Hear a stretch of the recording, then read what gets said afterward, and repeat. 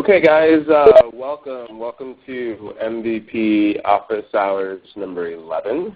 So we've got about 7 people on the call right now. Thanks for joining. There are some new people, there are some old people, there are some familiar people. So that's always great to see.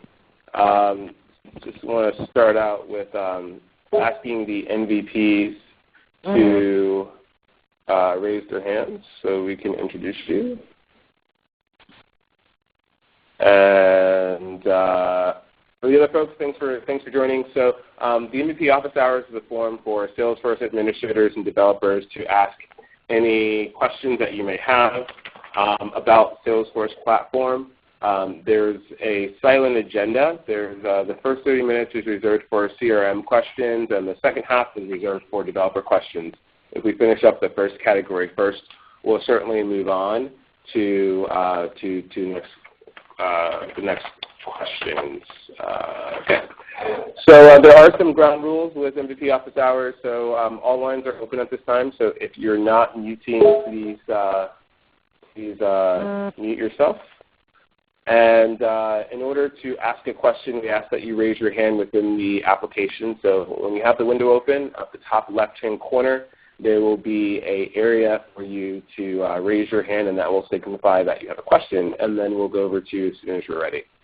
If there are no questions by the folks on the phone, we will start picking on people, as we normally do. And if we don't have any more questions to answer at the end, we'll certainly give people back time in their day. So if you are on the phone and participating and necessarily don't have any questions, that's fine. Glad to have you. Just say that when we come to your name. Okay, so next thing. So the voice you're hearing now, myself, is Joshua. I am a Salesforce MVP and also a solution architect at Aperio. Been working in the ecosystem since about 2006. Pretty active on a lot of channels. Right now it's this channel. I used to be active on Twitter as well, but yeah, who has time to do that anymore? So there are a lot of people that are other as well, and there's also the success community as well that we're all active in. So glad to have you guys. I want to introduce a special guest that's sort of related to some news that I want to announce on this call. Is I will be actually moving to pursue an opportunity at our Aperio London office. So I'll actually be on a different time zone. And I have a co-host on the line with me, and his name is Jared Kingston. And although he is not an MVP, he has graciously stepped up to help me transition the hosting of MVP Office Hours. So we'll still have normal MVPs on. We'll just have I called Jared. He's going to be the disc jockey or the radio disc jockey for MVP Office Hours when I'm not able to attend. So Jared, you want to introduce yourself real quick? Yeah, thanks a lot, Josh. I'm happy to be on the call and helping out. Yeah, as Josh said, Jared Kingston. I am a business analyst with Salesforce, on the Salesforce side with Aperio, and been in the ecosystem for I guess I'm going on 5 years now. So mainly doing Salesforce administration, and so now doing consulting. So that gives you a brief introduction. Awesome. Thanks, Jared. Appreciate it. Glad to have you. Thanks for stepping in. And then let's turn to our other panelists. So Deepa, are you over there? I am here. This is Hey, Deepa Patel. Hi, how are you? Awesome. Good. Okay, so Deepa Patel with Haluk Consulting. Been an MVP. This is my 2nd year, and I've been doing Salesforce work for almost over 5 years and have been in consulting for 10 years, and happy to help out. Awesome. Great. I see another MVP on the call. Jackie?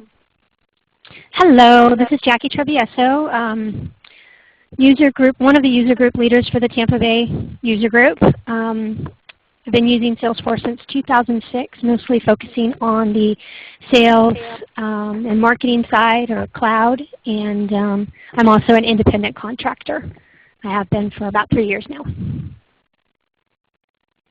Awesome. Thanks, Jackie. Appreciate that. Any other MVPs on the phone? Right. Cool. All right. Well, thanks, guys, for joining. Glad to hear. Let's see what problems we can solve today. So I'd ask the attendees, if you have any questions, please raise your hands at this time. I know that there are some questions. I'm counting on you folks. Yep, one went on. All right. Cool. Let's go over to Brendan. He's got a question. Brendan, are you over there? Indeed I am. Cool. So just introduce yourself real quick, a little bit about your company, what you do, and some context for the problem and your question. Certainly. Well, I'm Brendan Conroy. I work at a company called Market Metrics. We do online reputation management for hotels and casinos. I've been a Salesforce admin for about a year now. And right now we're in the process of integrating 4 of our programs. We're doing QuickBooks, Zendesk, I forget the other ones off the top of my head, but it seems kind of fascinating to me. So I was wondering if there are any good resources that you guys know of for learning about implementation just as a career, as a skill itself. Yeah, I can take a stab at that. So there are a couple of resources that are available to the community in the form of PDF. There is a PDF document that is around the development life cycles of Salesforce, or of implementation. It gives some details around best practices about deployment cycles. I can try to find that. Most recently, just yesterday. Oh, that hurt. Everyone okay? Was that My you? ear's bleeding, but I'm good. I'm sorry, Joshua, what did you say? I can't hear. We've got jokes. This is good. So there is a best practices on integration patterns. I actually just had to look up this resource just yesterday because I'm doing a Dreamforce session with Francis around integration patterns. So if you're coming out to San Francisco for Dreamforce, look up that session's integration patterns for Salesforce.com. It's a community-led session with Francis and I, and it's out there. So what I'll do is I will go look at the Google Doc that I had, and I'll post the links to those 2 resources in the chatter community MVP Office Hours. So you should need to find that document. But one is specifically related to integration practices, and the other one is related to deployment lifecycle. So I think those will give you at least a start and a baseline. Outside of that, it's funny that you're mentioning this too, because there's another talk that I'm doing which is called Ideal Salesforce Development Lifecycle at Dreamforce, which is going to basically mention to the larger user community the different ways, like pros and cons of deployment practices, chain sets versus Eclipse versus integrated testing with Git, because each one of those implementations that you're doing will have a different deployment cycle. And it's very important to choose, the right deployment method when you implement those. Sometimes you do need Eclipse to push some of your changes from a sandbox to production. If they're mainly declarative settings, you can push them via chain sets, but you can't push everything through chain sets. And chain sets, I was going to say chain sets doesn't currently support destructive changes, but I think that there's been some changes in the recent release where it does. So that's what I have to share. Deepa, do you have anything to add on? That was like from a technical perspective. I go from more a business side. Is make sure that you have documented what your requirements are. Like I just did an integration with NetSuite, and it is so important to make sure that you have defined exactly what's going to pass from Salesforce through to the other system and what's going to come back, because you have to make sure that that is very well defined. And if by any chance, I know with QuickBooks, it is like hard-coded into, are you guys using Pervasive, Brendan? Oh, we're using what? You were breaking up a little bit there. Pervasive. Are you using Pervasive? Who are you using as an intermediary? Oh, we're using Domo. Okay, because I guarantee you that it's probably going to be hard-coded in the code that they write to work as a bridge. And if there's any change, they're going to come back and say, now this is going to cost you extra. So make sure that you have defined your requirements absolutely thoroughly. Think it through 100% on what you want going to QuickBooks, what you want coming back, how does the business process flow work, how is the data process going to work, like how is the data flow going to work. And that's like a most important piece that most people miss when they're doing integrations with third-party products. That's certainly good to know. Yeah, that's great. That's great context, Deepa. Just to pile on there, is we do see a lot of customers have challenges in really figuring out what it is. And one of the things that we're going to be speaking about, and I think in multiple sessions at Dreamforce, the way that I've been looking at the community sessions that we're currently signed up for, is all about those processes and when to do those processes and how to do them. I think that when you're doing, when you're sort of inventorying what you want to do, you can approach it in two different ways. A lot of folks will, in traditional organizations, they will think of it as, I got to list out everything I want to do and how I want to do it. But there are different ways of thinking it as well. Like you can think of it from a story perspective. So for instance, as a person, I need to be able to do X because this helps me Y. I'm just so passionate about that because user stories are awesome because they deliver value. And then there's another way of thinking about it as writing your test cases first, which is sort of test-driven development is the way we call it when we write code. But if you can't get the requirements or you don't feel like you have 100% requirements, maybe it's just worth writing down what you need, what the scenarios that you need the systems to handle. And then if you go through every scenario that they need to handle, then you can backtrack to the true requirement as well as the user story. But the scenarios are very important, just as the requirements are.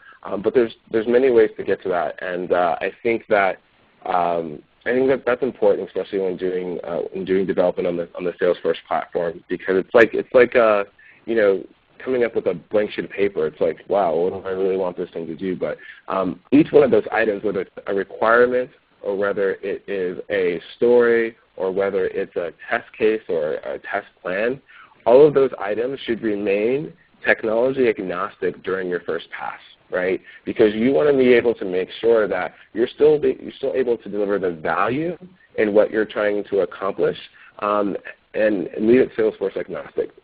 And then you want your value to be implemented on Salesforce, so then you get the process of figuring out the how. So it's really the what and the why first, and then figuring out the how is the second pass. Because if you think about the how up front, then you're basically shoving your process into Salesforce, and it might not be agile for your team or your business or your organization, and that could prove to be disruptive.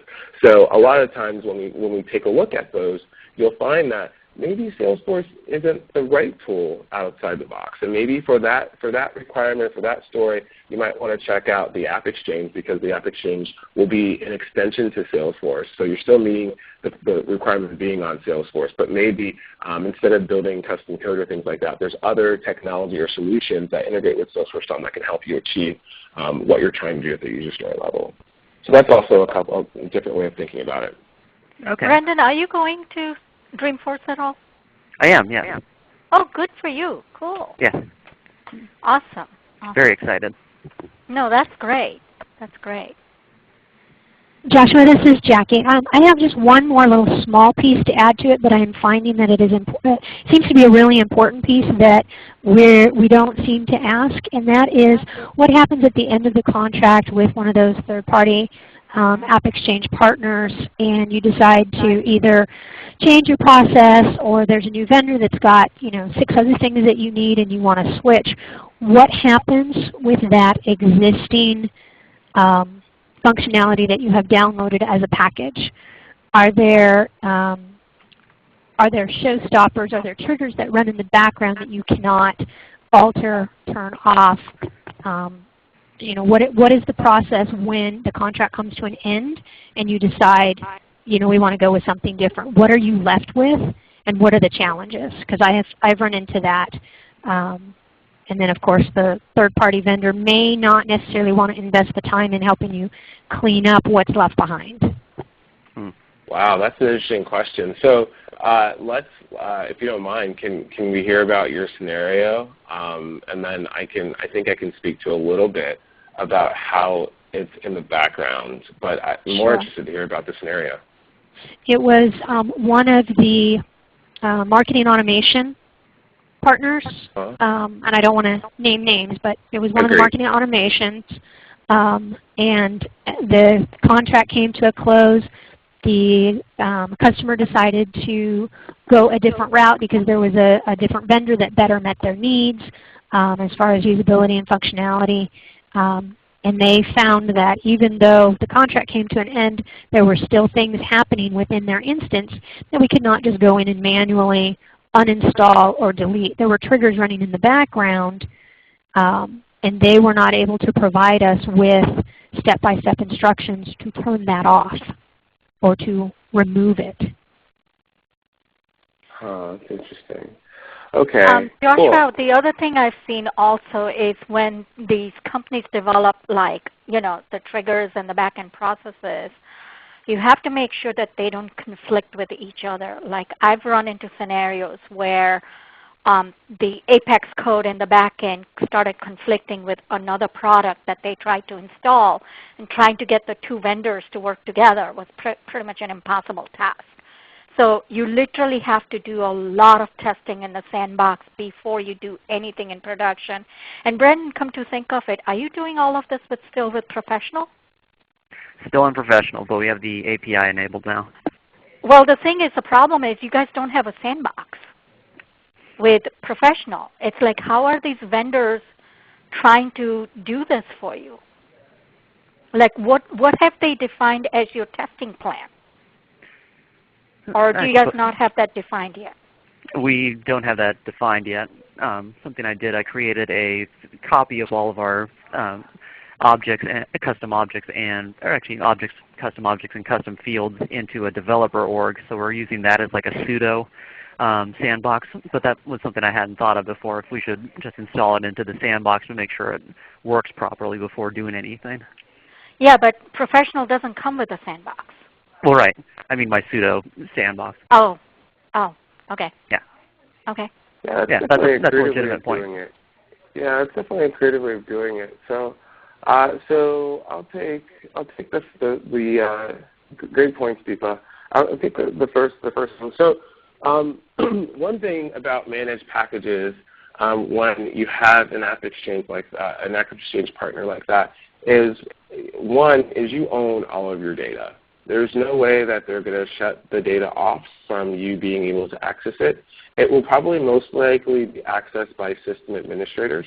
And managed packages are actually controlled. If they're controlled at any level, like on and off, they're controlled at the number of users that have licenses to access those. So your system administrator will always be able to access your data. However, you might not be able to provision any other licenses and to add people to see those objects. So let's say I install a managed package. It gives me 5 custom objects I didn't have before, and it's got some custom things. So at the point where my contract with that AppExchange partner expires, then the access to those end users to that data will no longer be available to them. Case in point, where I had an AppExchange package that delivered us a list of countries for us to use. And before we went to go live, we found out that we didn't have the number of users that we needed to assign out to the users, so they didn't have access to the country. So when they went to the Salesforce page layout to pick the country, they couldn't even see the field because it was attached to an object instead of a managed package, which that user doesn't have a license to. So as a system administrator, you'll be able to see everything. But as an end user, if it's not licensed, you won't be able to see that data. So I think that's the one thing that everyone thinks of. Now, automatic things running inside of your instance. For automatic things running in your instance, you have complete control over that as well. Depending on how the customer or the ISV or the App Exchange partner implements the automatic running of that, could be a little bit different because they could trigger it in several different ways. And those have to speak to the integration patterns that we're going to discuss at Dreamforce. But if they're using sort of an OAuth authentication, they could authenticate to your org and kick the process off, but the triggering action could be someplace on their side on a server that does, an action for all of their customers at a certain time. So that's way one, and that would be completely controlled by them. So you could ask for them to stop that. And also, if you look inside the setup, anytime that you give someone authentication access to your org to do things on behalf of your license, there's a way inside the setup where you can actually revoke the permission you've given to the application. So it's sort of along the lines where I log into an application, and then I get this, deny or grant, and I get to choose what I want to do with this application. So anytime you see that, you grant access to another partner to access your org on your behalf. You can also revoke them as well, and that's available in the setup menu. The next option is Batch Apex.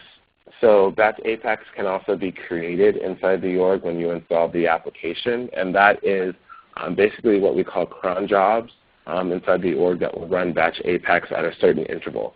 Sometimes it's every minute, sometimes every 5 minutes. There are certain limitations. But on those Batch Apex schedule jobs that are created when you install a package, and sometimes in the documentation, it's actually a deployment step. So after you install it, you have to go and schedule the Batch Apex to run in order for it to run. And for those, because it's your org and that is configured in your org, you can actually unschedule those Batch Apex classes as well, just by deleting the Batch Apex. So as long as the controls like the Batch Apex is within inside the org, you can stop those items from running. If there's something that they're doing outside of your org, you should know that every single time they do something in your org, obviously they have to authenticate. And there's ways to cut that authentication off. If they're using, which they shouldn't be using, a clear username and password, if you provided that to them to do your authentication, then you can just change the password and they won't be able to get it anymore. If it's the authentication route, then you can certainly just revoke that key that they have, and they won't be able to authenticate to your org.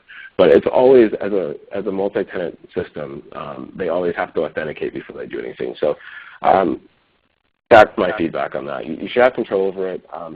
End users might lose visibility, but you'll still have the data there. And I hope that was helpful. Well, Joshua, the retaining of the data depends on the App Exchange partner. Like when I used to work with Advologix, which was a legal software, legal managed package, if the contract ended, they actually, you were not allowed to use it, and they actually deleted the data. Really? Yeah. So it depends on the contract that the App Exchange partner has. I was specifically told that they will lose all the data if the contract expires. That means you have to do religious backups to make sure that you have the data so that you can import it in something new that you're looking at. And one more other point, Brendan. Since you're integrating with QuickBooks, just know that there is no security in Professional. And so everybody in the company who has access to Salesforce, all 45 users you have, they will see that QuickBooks data. And you need to ask your management, is that what they want? Do they want everybody to see that QuickBooks data? That's like a huge factor. And I don't know if they know that. Did you know that? I did. I'm trying to think if that was something specifically that they wanted to be reflected in Salesforce, because I know that the big thing that their big picture is they wanted to use Domo as one giant hub for the 4 different programs. So I don't know if they specifically wanted to say have like billing cycles put into Salesforce as well. It would make sense that that would be the case, but I think their end goal is just to have it as a giant hub. But I can certainly look into it because that's a great point. Yeah, make sure you look into that. Yeah.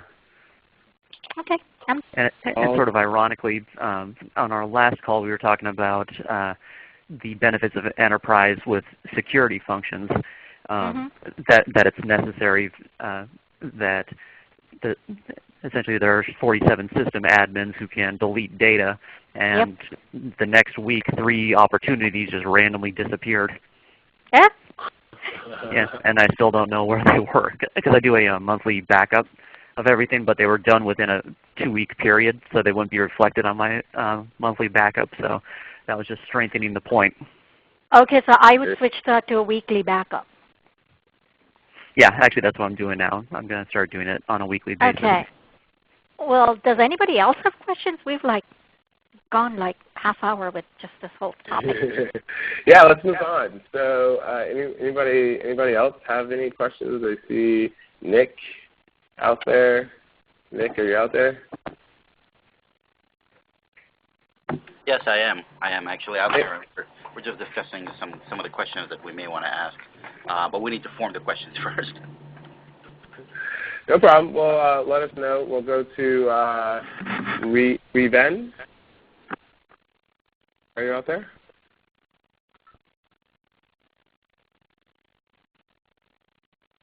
I don't think he's out there. Yeah, so Nick, just throw one at us.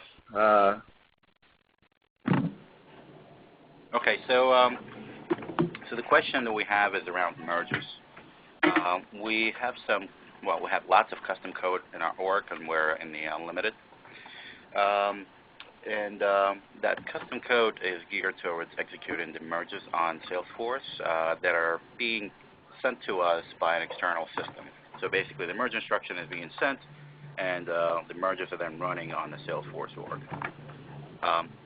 What happens in that case, we have lots of different triggers on various objects that are related to, and FYI, we're merging contacts. We have lots of different triggers on various objects that are hooked up to contacts that do various things.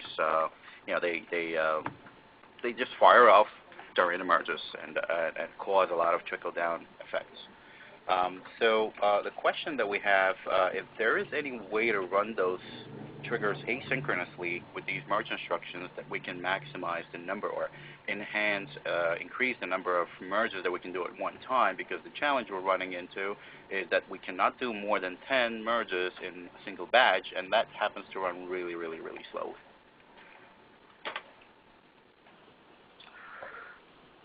Yeah, so great question. It's technical, so let me see if I can take a stab at that. So there are different ways to create mergers. In Apex, there's actually a merge function which you provided the IDs and obviously the surviving records or the surviving ID, and it will merge it for you. And by doing that, all of the child records should stay intact. So if I'm merging, let's say, 2 different contacts, and I have one surviving contact, the activity for both of the contacts should end up on that contact. So that will happen Salesforce out of the box as long as it's a master detail relationship, as well as a lookup. The lookups will automatically switch as well. There is 2 options. One, you can always leverage what we call what do we call them? We call them asynchronous methods. They're actually there's a word for it, but it's an asynchronous method that you can call that will queue. Yeah, at feature. There you go. You can use at feature.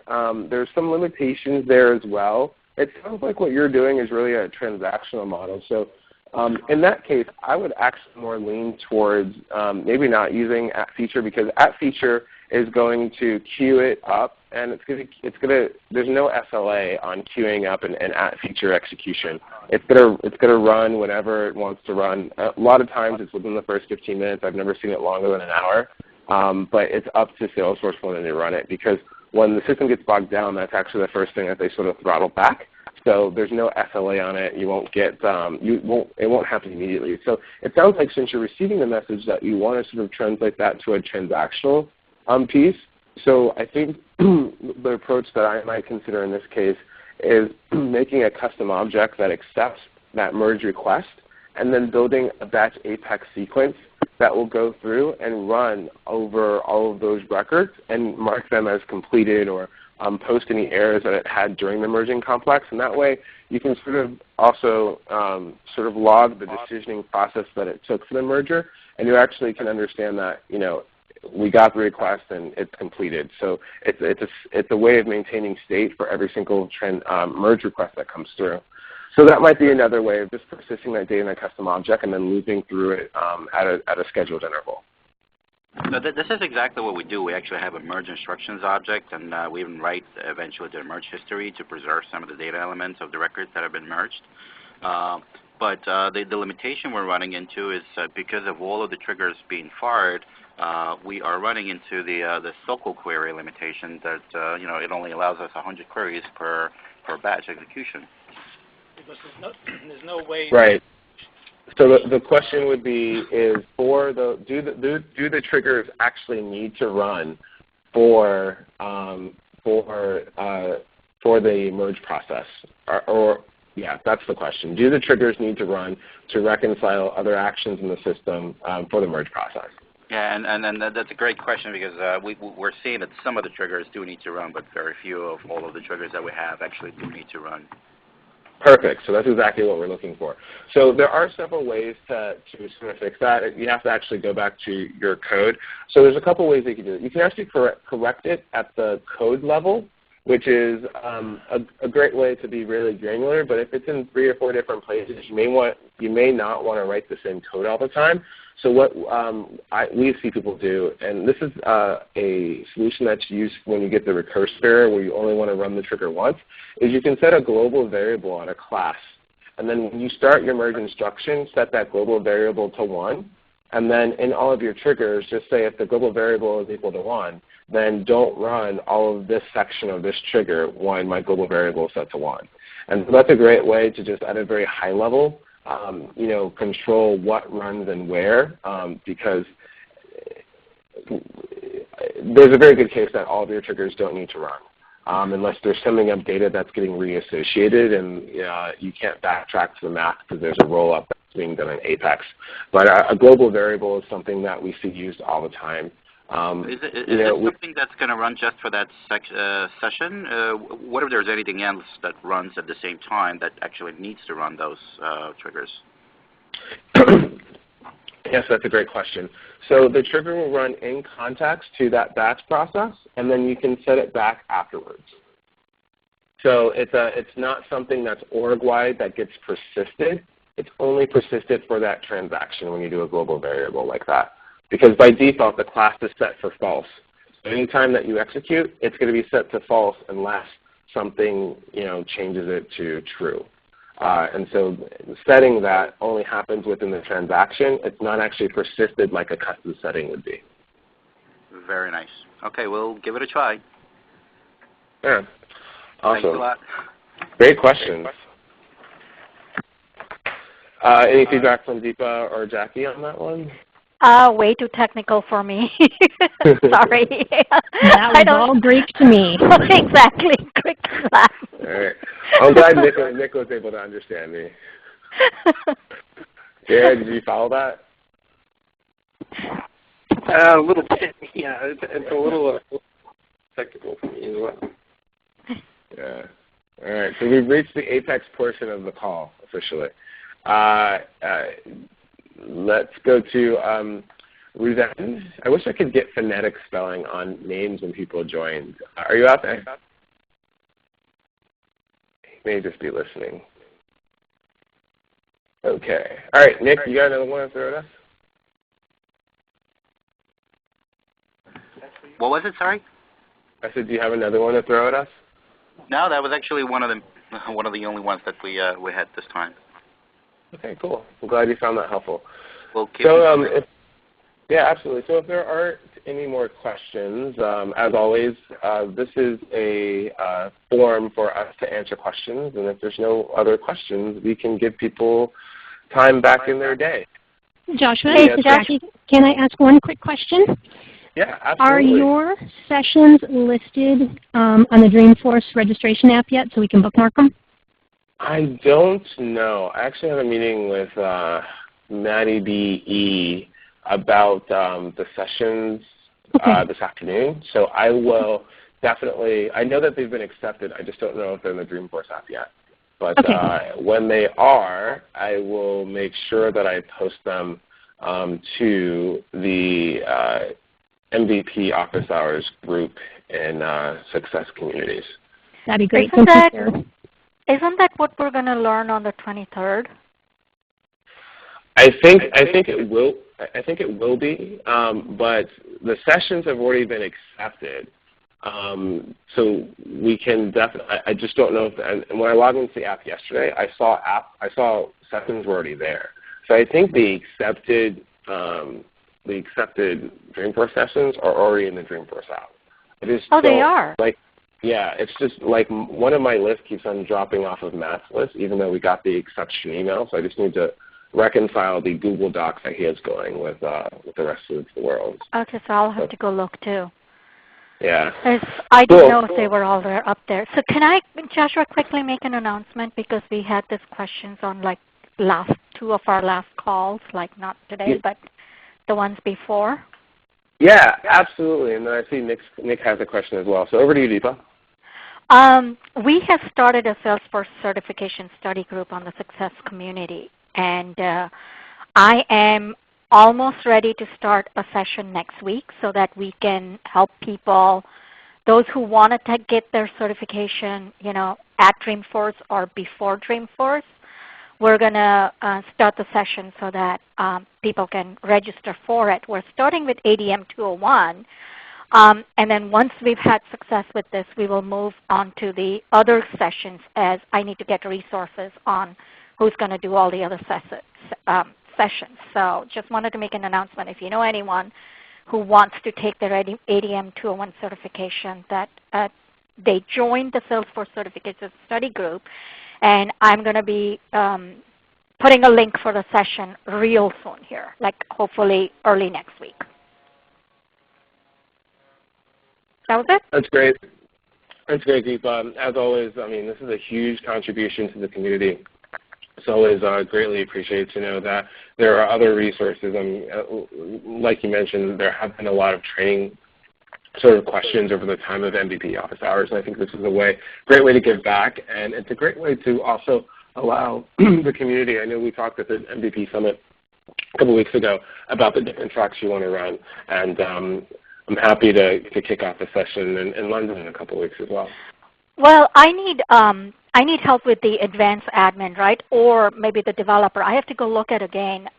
We have over 100 members now, but not everybody has taken a poll yet on which sessions they want. But we've got ADM 201 as the main highest session people want. We've got advanced admin, and we've got the developer, the very first. What's the first level? And unfortunately, I know nothing about the developer certifications. But I figure if we can get 3 sessions, 401, okay, so I figure if we can get 3 sessions running, the advanced admin and the developer 401, we give those people a chance to, to take their exams at Dreamforce. And so I was going to post another message on the MVP group and see if people would, sign up to take leadership role on that. Like I'm doing the ADM 201 this time, and then I'm going to find people, to do it again, because I know that just one session is not going to work. We're going to have to have multiple sessions going at the same time. But just like anything, when you start something, it's always slow, and then once you get the whole process set down, then it can run like a well-oiled machine. So if you can help, I don't know, can you help with the advanced admin or the developer? I can help with the developer, the 401. The 401's declarative, so I can help with that. Oh, that would be so awesome, because then I can find someone else who can do the admin, and we can have 3 sessions going at the same time. That would be awesome. Let's definitely sync up sometime next week. All right, that's good. Great way to always get a volunteer. Put someone on the spot, right? Well, I mean, she's a very clever gal. It's great. Okay, Nick, you got some more questions for us? Yes. So I have a couple questions regarding the attachments in Salesforce. As it turns out, we ran into one of the limitations with our end users that perform like administrative tasks for the external Hulk consultants.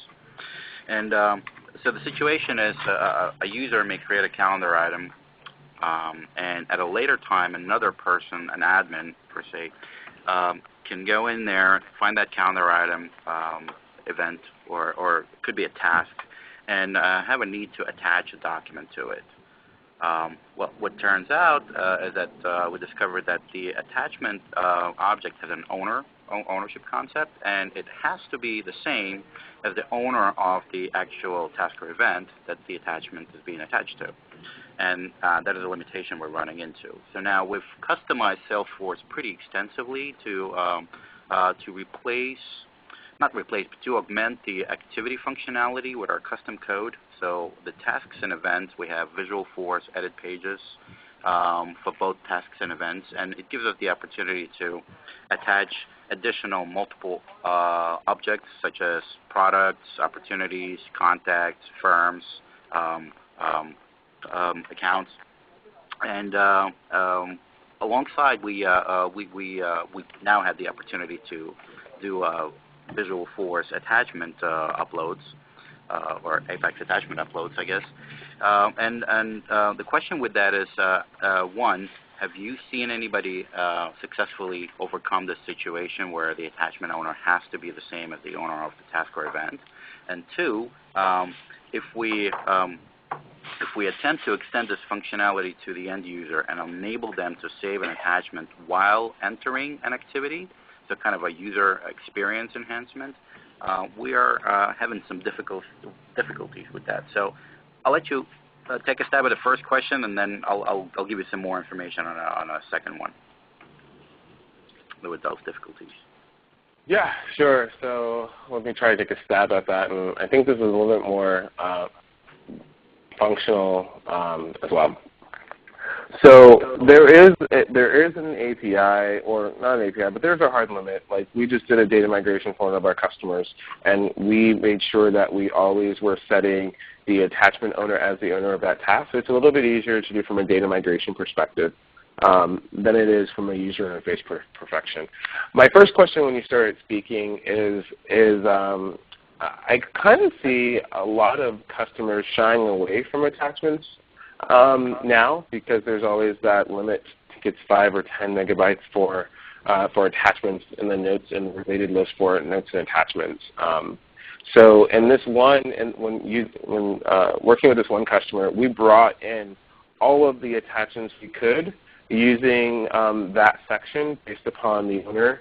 But I think because you have a different use case where there are multiple people outside of the owner that need to be able to see that. So for me, that sort of is a deal breaker with notes and attachments natively.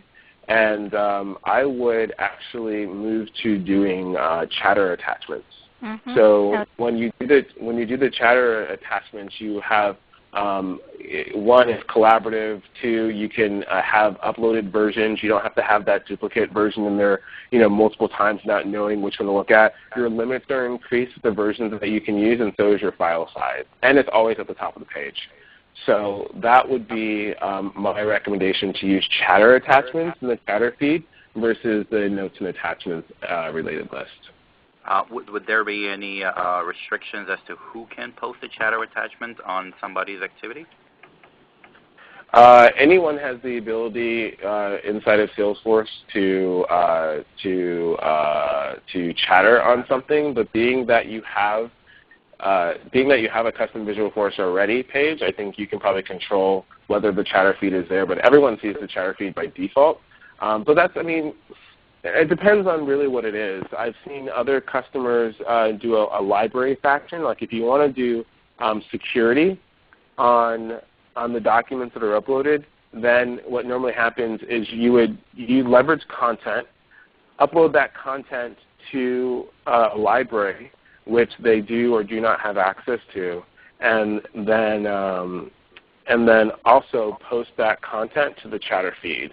So then even if I do see the Chatter feed, because that document is a part of a library that I don't have access to, I won't be able to see that document or view that document. So if you want to exercise permissions, you have to create libraries. And so what I've done for other customers, we actually put those different types of documents, each document type related to a library. So we'd have all of these types of documents and only finance could see these. All of these types of agenda documents and only sales operation could see those.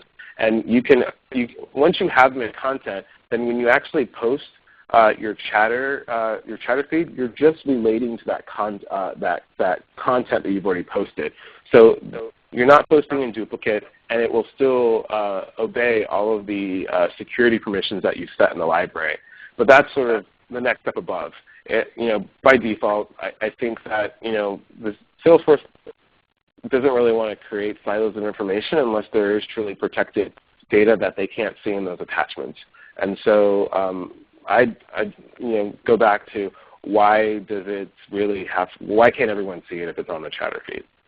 But there is a solution as well for that. Okay. Thanks. That helps greatly. So the other question was also about attachments, and I kind of alluded to this as some of the users requested.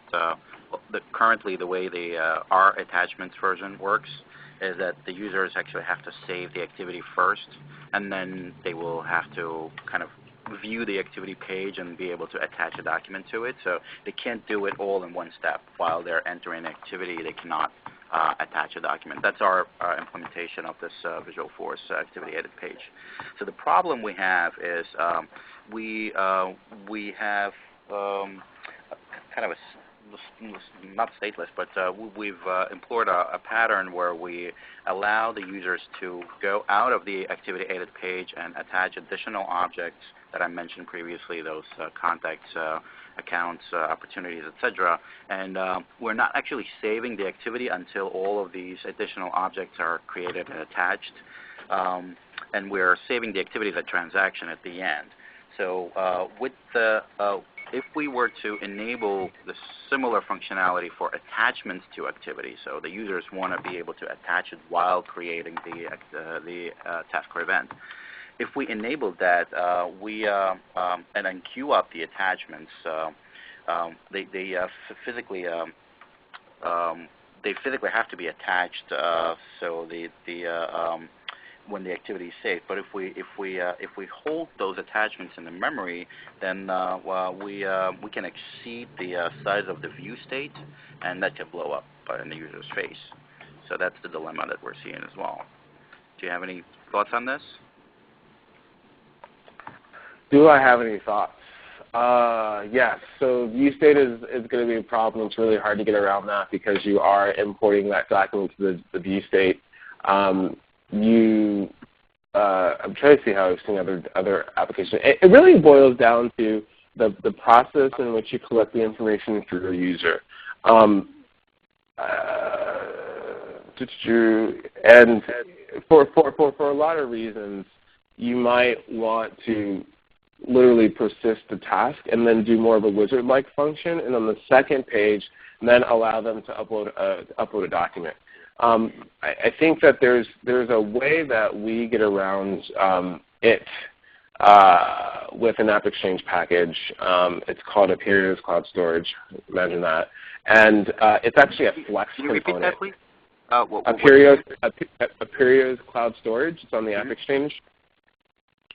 And the way that we've designed this component is it's actually a Flex widget that handles the uploading in the background. So you have the Visualforce page, and then there's a component that is a cloud storage Flex component, and you can actually add multiple rows there. You select the files, and then when you've selected them all, then you press OK, and then it goes through and just uploading all those files one by one. But because it's in Flex Flex is maintaining the session via the session ID that it's established when you log into Salesforce, and that contains the state. And so the upload is really not done by Visualforce. The upload is done via the Flex component and your local system, just as you would select files with Flex. So that's another way of doing it, but it's more more detailed. So the way that package actually works is we'll provide the component for you to attach multiple things, but the actual target state for those attachments will exist in Amazon A3 or Amazon S3. So they'll be stored in the cloud with references and things like that. And then there's a custom link that actually gives you access to that. So it sort of extends the Salesforce platform because we too have those limitations as well with uploading multiple documents. I still don't know what the use case is for the attachments. I think that is a very delicate balance because attachments will eat up your storage. So I'd also try to look at, if I'm attaching files, what am I attaching and how can I turn that into data that I can actually use inside of Salesforce? Because 9 times out of 10, what you attach to a presentation is not really parsed anywhere throughout the system. So it's, so how often is someone going to use that attachment? And if it's truly usable, how do you store it in a state inside of Salesforce where you can actually report on it and do some analytics? Thanks for that. That really helps. So while it opens up another can of worms, with storing the potentially sensible documents outside Salesforce and potentially having to support Flex and a Flash interface. Yeah, so it's a drag and drop. It's a drag and drop, and there's plenty of white papers on S3. But it's not like a custom thing. It's not like Flex interface that you have code in. It's just basically an AppExchange package that you install, and then it creates the custom object for you as a related list for each object, and then it just creates the records for you. So it's really you're really not maintaining the Flex, but and you're really not even maintaining the S3. I mean, all of it is done and supported by Apereo. You just have the benefit of having a sexy UI where you can upload multiple files at one time. All right. Thanks a lot for that. Yeah, no problem. Any other feedback from Jackie or Deepa? Once again, way too technical. Sorry. It's good to know that solution is there, but just like Joshua, just the way you said, I'm encouraging every client to go to Chatter Files because that's where even the UI is heading. The UI is heading so much into the touch interface that, I mean, maybe Joshua, you know better than I do, but I'm not so sure what's going to happen to all that code that's been written when Salesforce does release the mobile technology. And, I mean, I don't know. Do you know what the migration path is going to be?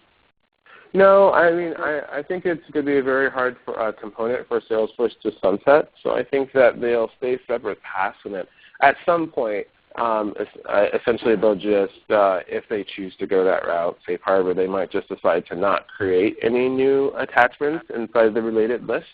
And then just as they did with S controls, it will be a grandfathered item. And then going forward for new customers, they'll have to all do their work in Chatterfeed. So that's a common thread we've been seeing going on. So they don't necessarily turn that off for your organization, but for net new orgs that get stood up as a result of a net new customer or contract or within an existing contract, that feature will be disabled because there's a better scenario. So that way they box all the people that have that existing functionality and they get to keep it for end of life.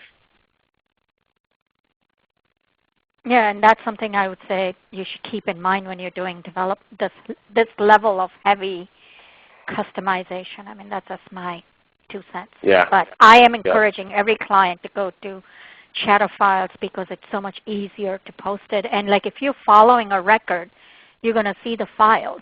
If you're not following a record, Joshua, you don't see that file, do you?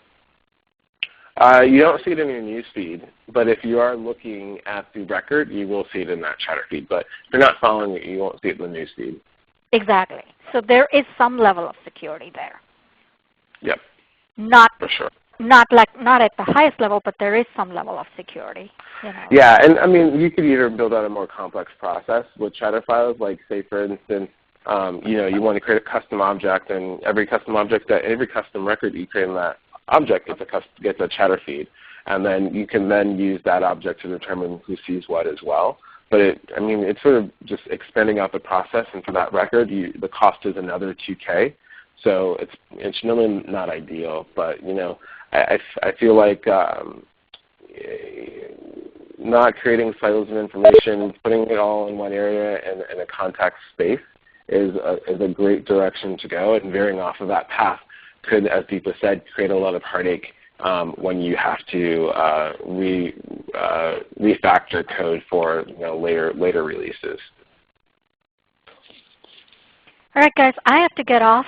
I've got another call right after this, but I hope I was a little helpful. And Joshua, I'll reach out to you. Okay, awesome. Looking forward to it. Thanks a lot, Deepa. Appreciate it. Bye. Thank you. Cool. Any other questions? All right. Well, thanks for joining, everyone. We'll set up the next meeting for 2 weeks from now, and our fancy co-host Jared will be hosting that one, and I will probably be joining that one because I think that will be my last one. So thanks a lot for joining, and as always, get the information out. There is a slide inside of the chatter group that is a PowerPoint slide to put in presentations to get more people to come. So thanks a lot, guys, and have a great weekend. Thanks Josh. Bye, everyone. Thank you.